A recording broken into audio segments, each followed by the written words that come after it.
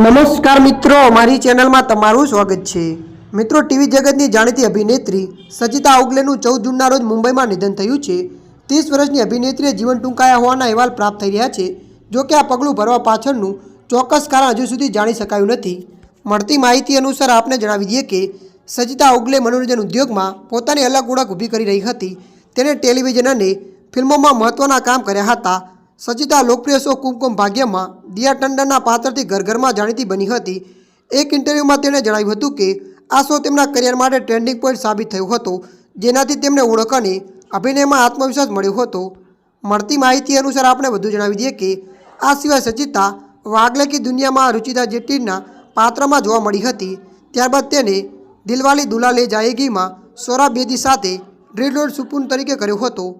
ત્યારે મિત્રો, હાલ માટે આટલું। મળીશું નવી અપડેટ સાથે। જો તમને અમારો વિડીયો પસંદ આવે, લાઇક, શેર અને સબસ્ક્રાઈબ કરી નાખજો। ધન્યવાદ।